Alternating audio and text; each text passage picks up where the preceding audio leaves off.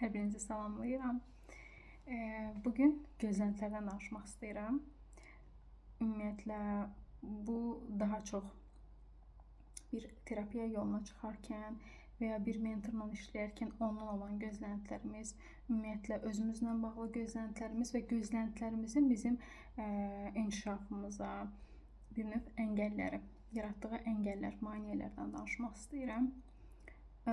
Bunu qeyd edim ki, ümumiyyətlə cəmiyyət olaraq və böyüdülmə şəklimiz, bir növ tərbiyə, bizim, yəni ailəmizin bizi böyütdüyü tərbiyə şəkli bizə çox təsir etdiyindən, yəni bizim formalaşmağımıza və bir növ yetkin ikən də özümüzə olan davranışımızı, özümüzə olan gözləntilərimizi belirlədiyi üçün bunlar bir çox hallarda bizi əngəlləyir. Necə əngəlləyir? Məsələn, bizi addım atmaqdan və ya bir şeylər etməkdən, ən əsası səhv etməkdən, yəni uğursuz olmaqdan, bu kimi məsələlərdən qoruyur. Məsələn, bir çoxumuz ya bir növ bizdən həddindən çox gözləntilər olan bir ailədə böyümüşük və bu ailədə böyüyən insanlar, uşaqlar, yəni artıq bir növ böyümüş gənclər bir çox hallarda yetkin ikən artıq addım atmaqda, nəsə özü üçün bir qərar verməkdə, seçim etməkdə çox çətinlik çəkirlər.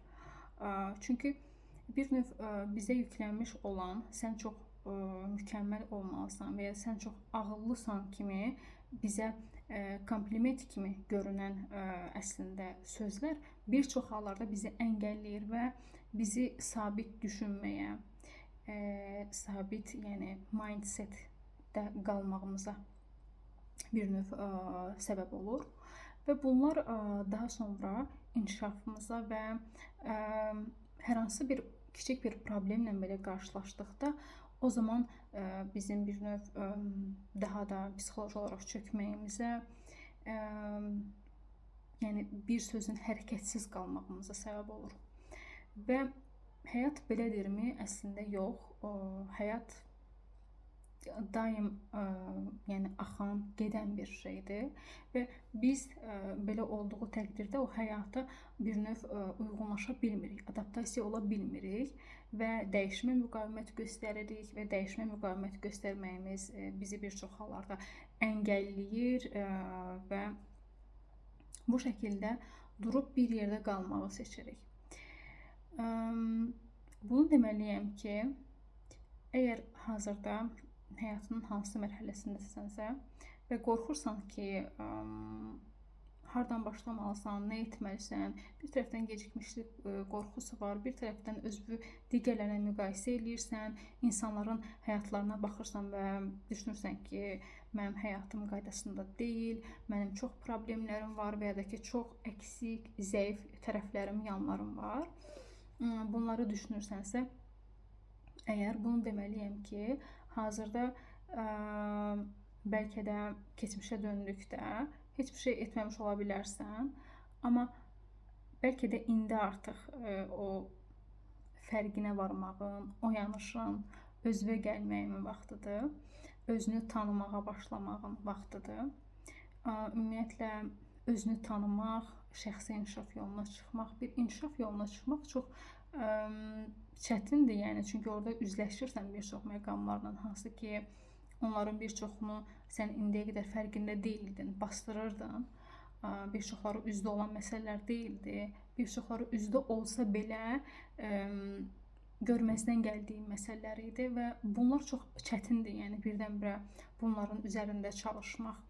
Və biz özümüzə bir mütəxəssis seçərkən də başlayırıq ki, düşünürük ki, hər şey bir seansda və bir təlim və hər nəsədə keçdikdən sonra hər şey çox mükəmməl şəkildə dəyişəcək. Amma dəyişim belə bir şey deyil. Dəyişimin öz tempi və zamanı var. Çünki sənin yaşanmışlıqların var, sənin bir keçmişin var və keçmişin sənin həqiqətindir. Yəni sənin hekayənin bir parçasıdır və bunu birdən-birə dəyişmək bu heç də yəni sehirli və ya da ki, sürətli gedəcək bir şey deyil. Bu zaman istəyən, bu səbir, diqqət, əzmkarlıq, davamlılıq istəyən bir məsələdir. Və dolayısıyla bu terapiyaya başlamağın, yəni terapevtinin kim olmasından asılı olmayaraq, hansı büdcədə başladığının asılı olmayaraq, mentor və ya koç fərq etmir, hansı sahədən bir insana çalışmağından asılı olmayaraq, gözləntilərini bir qədər yoxlayıb və onları aşağı endirməyin çox yaxşı olar ki, çünki bu davamlı olacaq bir yoldur və hazırda sən hansı səviyyədəsənsə, hansı bir növ həyat məktəbində hansı sinifdəsənsə, o şəkildə başlayacaq. Yəni o şəkildə ona uyğun olan mütəxəssisləri bir növ seçim edəcəksən, yəni seçəcəksən və seçim etdiklərin bir çox hallarda yanlış ola bilər. Səni incidən, sənə hətta bir növ içindəki o bastırdığın bəzi duyğuları tetikləyən insanlar olacaq bir çox hallarda.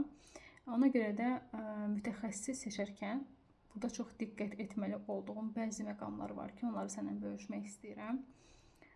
Burada təbii ki, sənin büdcəvin, zamanın, nə qədər resursun olması çox önəmlidir.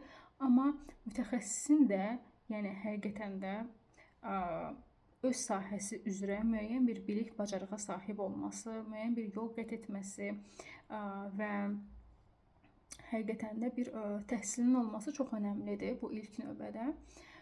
Bu ilk şərtdirsə, növbəti isə onun dilinin, istifadə etdiyi metodların sənə uyğun olub olmaması da çox önəmlidir. Bunu necə müşahidə edə bilərsən və ya necə əmin ola bilərsən? Bir çox mütəxəssislər var ki, hazırda məsələn sosial şəbəkələrdə görsən, ödənişsiz şəkildə müəyyən bir nələrsə materiallar bölüşürlər və ya da vebinarları olur, canlıları olur. Onları izləyə bilərsən, keçid edib səhifələrini izləyib reelslərinə baxa bilərsən ki, sənin həqiqətən də sözün yaxşı mənasında içinə yatırmı, yəni ürəyinə yatırmı, sənin bir növ ruhuna xitab elirmi? Buna baxmaq lazımdır. Çünki ilk başlayırsansa, düşünürəm ki, burada çox da dərinə getməyə, çox da sarsıtmağa ehtiyac yoxdur və sənə bir şey, əgər hər hansı bir travma yaşamışlığın ağrı vermirsə, yəni sənə əzab vermirsə, sənin irəliləməyinə mane olmursa, onu çox da qazmağa ehtiyac yoxdur. Hazırda sənə əngəl olan şeylər üzərində işlə, onsuz digərləri etap-etap gələcək və digərləri öz zamanında öz şəfasının həllini tapacaq. Ona görə də şəfalanmada, terapiyada, istənilən bir mütəxəssisinə yola çıxmaqda müəyyən bir zaman, səbir tələb edən bir məsələdir. Və burada gözləntilərinin aşağı olması çox önəmlidir. Çünki gözləntilərin nə qədər yuxarıdadırsa, o qədər sənin sarsılmağın və bir növ türklər demişkən xəyal qırıqlığına uğramağın çox ehtimalca, yəni yüksəkdir. Bu səndən daha çox asılı olan bir məsələdir. Yəni heç bir halda bir mütəxəssisə bu məsuliyyəti yükləməməyə çalış. Çünki belə deyək də, bu terapiya prosesi sadəcə mütəxəssisin orada sənlə 1 saatlıq mı, artıq bu 40-50 dəqiqəlik bir görüş nədirsə, ona qədərdir. Yəni ondan sonrası artıq digər məsuliyyətlər sənin üzərinə düşür ki, sən nə qədər fərqində olmağı, sən nə qədər görməyi və məsuliyyət almağı seçirsən. Bu çox önəmlidir.